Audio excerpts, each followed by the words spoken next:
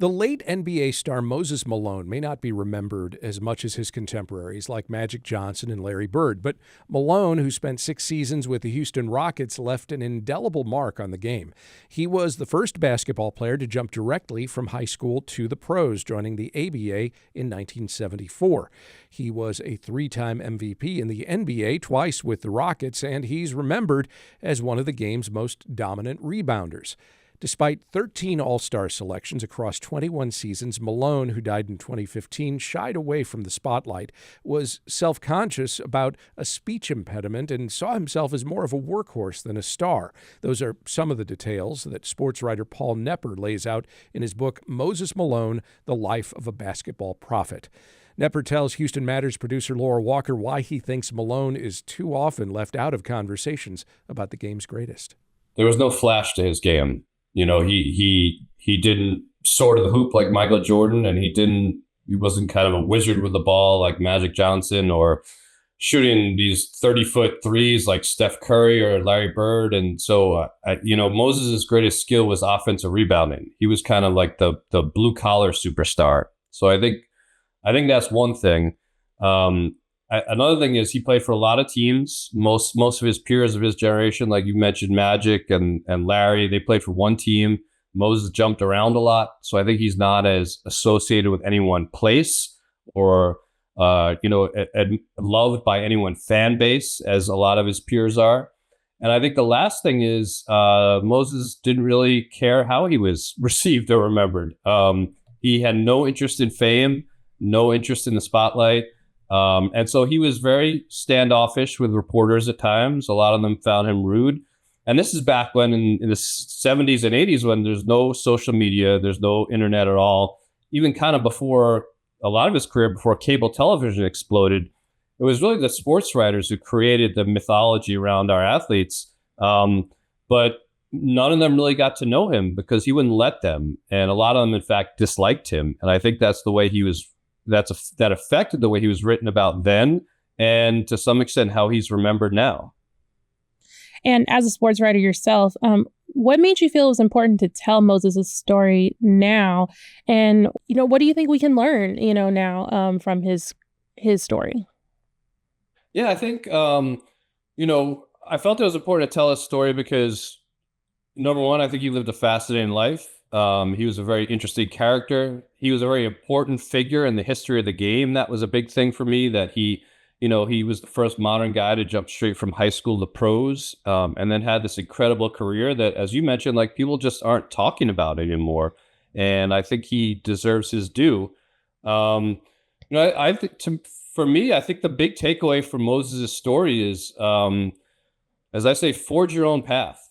Moses, he was the first person to go straight from high school to pros. That was a really hard thing to do. It always has been, especially in 1974. I think he just, as the first, as a trailblazer, he faced a lot of backlash. But it didn't start there. Moses grew up extremely poor. He had no father. He had no siblings. It was a really rough neighborhood. There are a lot of obstacles in his path. But Moses had a vision. Moses was going to be great.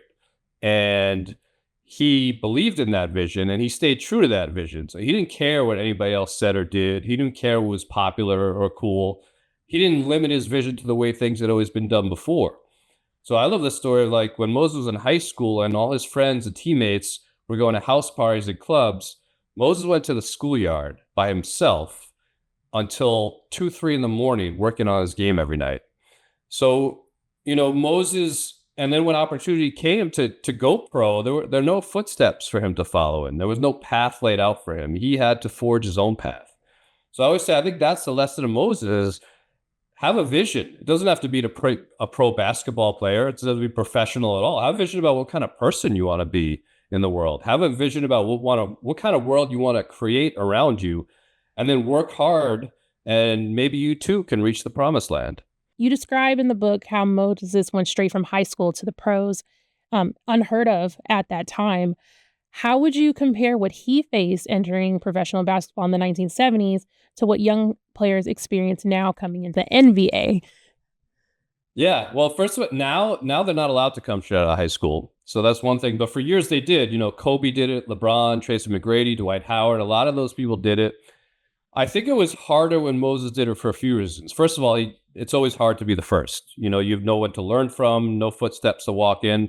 As I said, he faced tremendous backlash.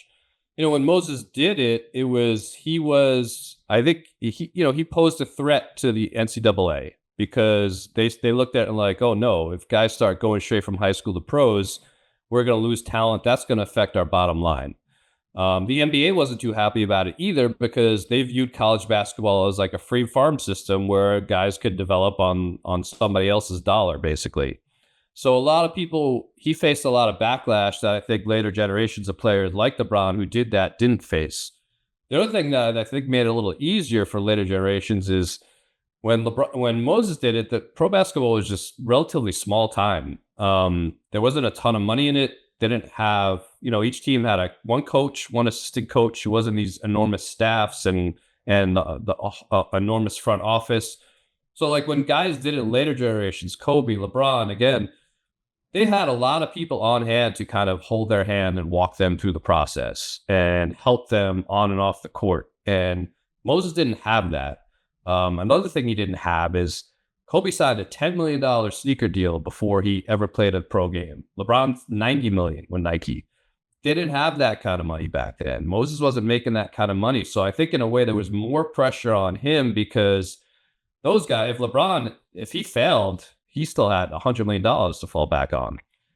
If Moses failed and was out of the league after a year or two, he wasn't making that kind of crazy money to support himself for the rest of his life. And because he skipped college, he didn't have a skill to fall back on. So I think in a way it was somewhat harder and even more pressure. That's not to take away from any of the guys who skipped high school. It's a really, really hard thing to do for a number of reasons. But I think those are some of the things that made it a little different in Moses' day. Absolutely. And where he was strong on the basketball court, some might say he wasn't as strong as a communicator. Moses was known to be, self-conscious about his speech impediment and reporters, how they would portray his language. Why was it important for you to take such a focus on his speech and the way public perception was shaped for him? Yeah, I think that's big. And that was somewhat challenging for me, frankly, as a white man from New York, because I think we've gotten a little better as a country or more receptive to historically Black vernacular and colloquialisms. But I think and some of that is just through basketball players, through rap music. I got familiar with how Black people in St. Louis talk from hearing Nelly rap. Like, that may sound silly, but it's real. He brought the culture to a greater level and gave it greater exposure. And I think that wasn't as prevalent in 1974. And so I wanted people to understand that. I think, Moses was gruff with the media, and I felt there was a need to explain why, and some of that was just personality. I think he was bored. I think he was just naturally a somewhat shy person. But he also, he grew up in a very challenging environment. He was very suspicious of people he didn't know. Frankly, he was very hesitant to let people into his inner circle. Excuse me. He was very, as you noted, self-conscious about his speech impediment.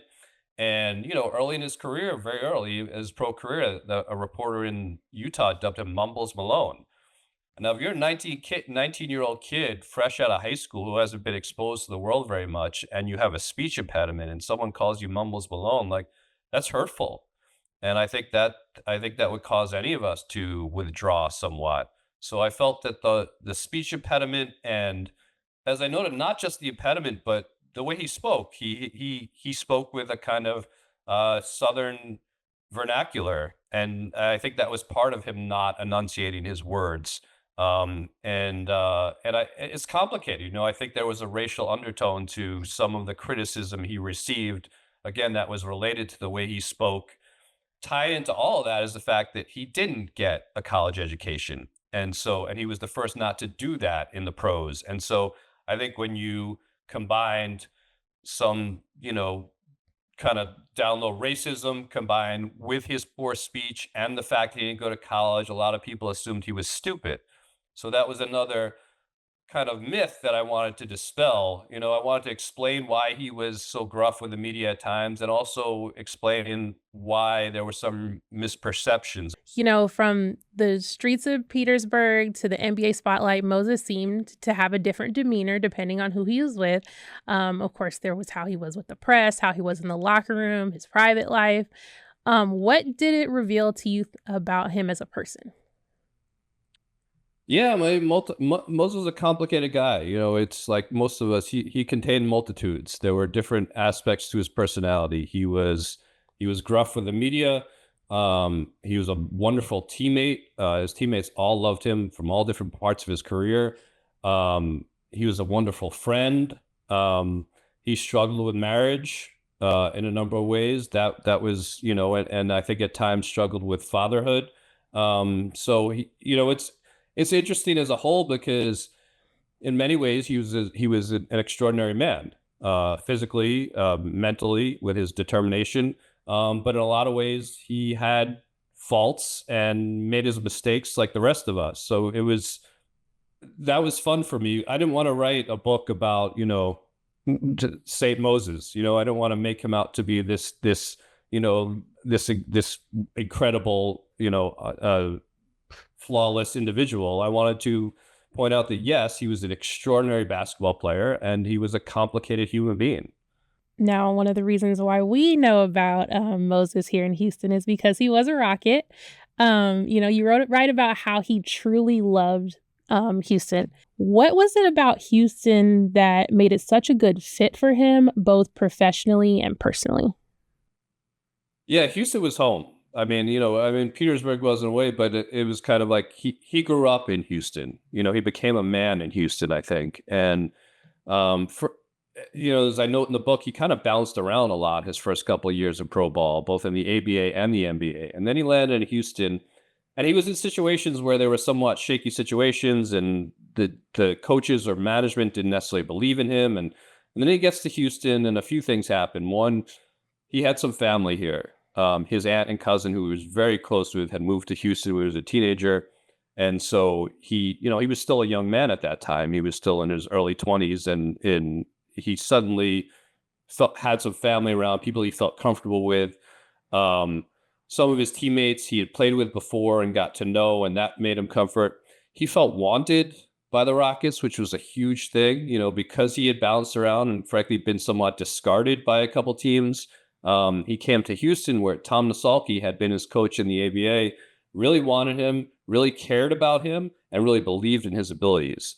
And so now he comes to a place where he has some a support network in place with family and some friends, and then on the professional front, he finally feels wanted and accepted, and all those things I think led to him blossoming as a player, which made him feel even more comfortable here. What I found really interesting is Moses once said, basketball can't be fun when you're playing against professionals. If someone's paying you money, then you're at work. And then I look at like the All-Star game now. It's a lot of fun. It's a lot of friends, even if you're on the opposite team.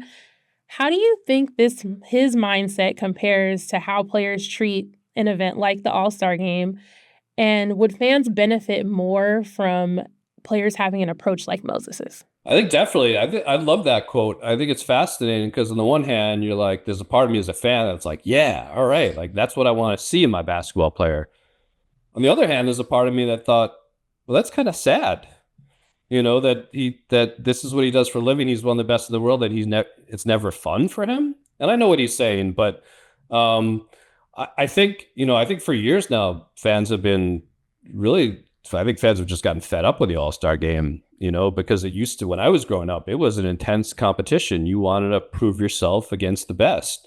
And I don't know, even in that book, he talks a little bit about wanting to win the game because he would get $2,000 instead of $1,000, and so back when guys were making, he was highly paid at $2 million, but there were guys in that game that were making maybe $750,000 a year, where like $1,000 still meant something. You tell Steph Curry or LeBron James or Kevin Durant, hey, you're going to get an extra $1,000 if they win this game. That's like telling me or you, I'll give you a nickel. Like it's just not. It doesn't move the needle. And so it's disappointing as a fan to see that. I think I wish the games were more intense, but unfortunately, I don't think we're going back to that. So Philadelphia erected a statue in honor of Moses, but Houston doesn't have one. They do have, his mentee, Hakeem Olajuwon, outside of the arena. He did, spend some years here and really help build a legacy here. Why do you think that is, that there isn't one here? And what does it say about how we remember players like Moses Malone? I mean, I would argue that Moses is the second greatest Rocket of all time after Hakeem. That's a good question. I don't know why there's not a Moses statue. I mean, I think when Moses played in Houston, the Rockets were still relatively new. They didn't draw a ton of people. It was very much a football town. It's still probably a football town, but basketball got a lot bigger. And the NBA in general got a lot bigger. So I don't know that he drew as much attention. I don't know that there was just enough interest in the Rockets at that time. And I don't know, I don't know. I don't know if I think that maybe that's somewhat on the Rockets for not celebrating their legacy, their history enough. I think there should be. You bring up a great point too. Hakeem's out there, and Moses mentored Hakeem. And so I think there's definitely a great argument for Moses to have a statue. Let's get on that, Laura. Let's make it happen. Absolutely. Let's get it on. Let's get that on.